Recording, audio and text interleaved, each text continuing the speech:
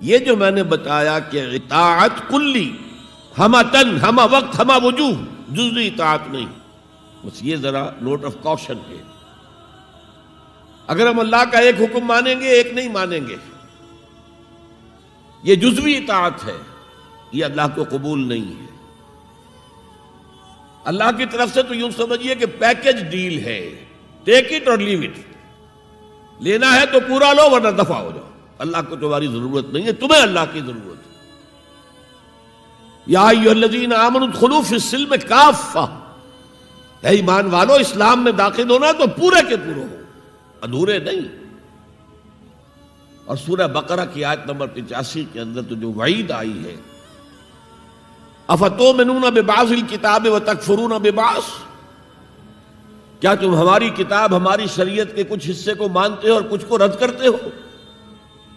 فما جزاء من یفعل ذلک منکم، تو جو کوئی بھی تم میں سے یہ روش اختیار کریں گے ان کی کوئی سزا اس کے سوا نہیں ہے، کان کھول کر سنیے، ان کی کوئی سزا اس کے سوا نہیں ہے کہ دنیا میں ذلیل و خوار کر دیے جائیں اور قیامت کے دن یردون الی اشد العذاب، شدید ترین عذاب میں جھونک دیے جائیں۔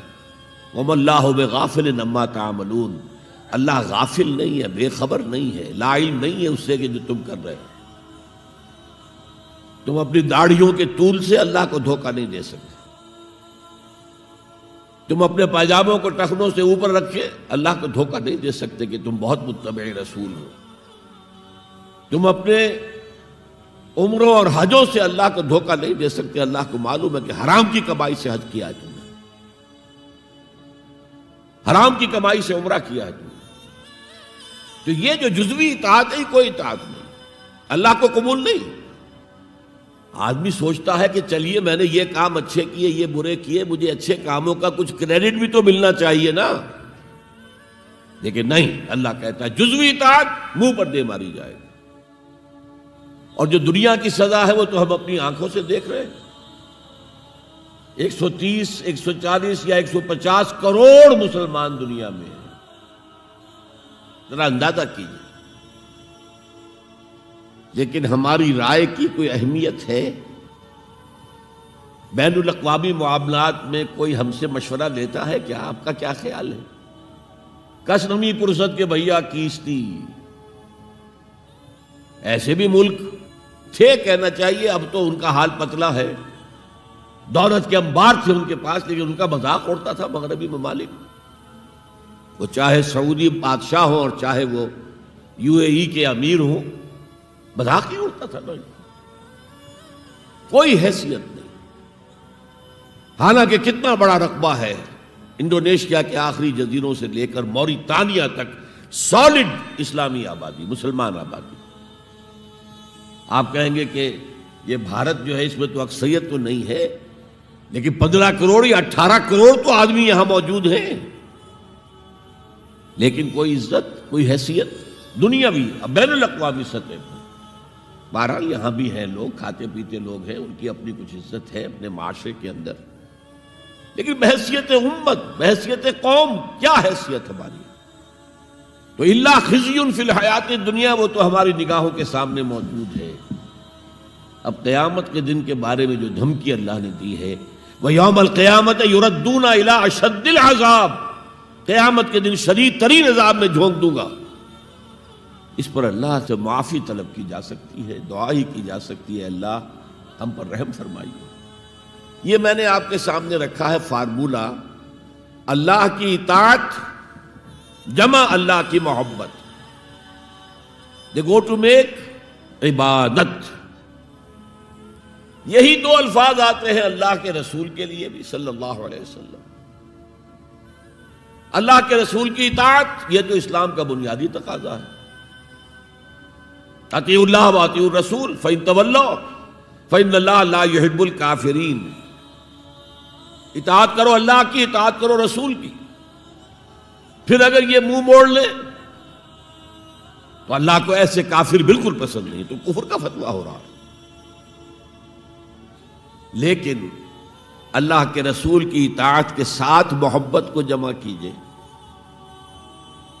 میں نے ابھی آپ کو حدیث سنائی ہے، حضور نے فرمایا لا یؤمن احدکم حتی اکون احب الیہ من والدہ وولدہ والناس اجمعین، تم میں سے کوئی شخص مومن ہو ہی نہیں سکتا جب تک کہ میں اسے محبوب تر نہ ہو جاؤں، اپنے باپ سے، اپنے بیٹے سے اور تمام انسانوں سے۔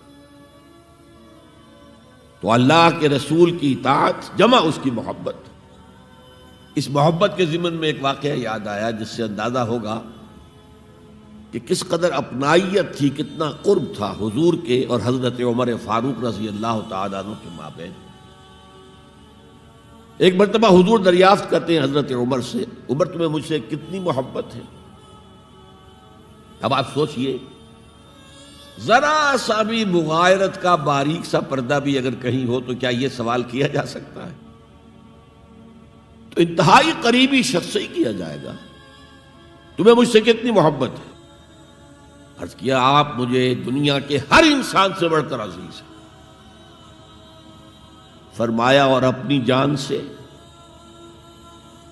اب ذرا سا توقف کیا حضرت عمر نے، الان ہاں اب میں یہ بھی کہتا ہوں کہ آپ مجھے میری جان سے زیادہ عزیز ہیں۔ تو حضور نے فرمایا اب آئے ہو مقام مطلوب پر۔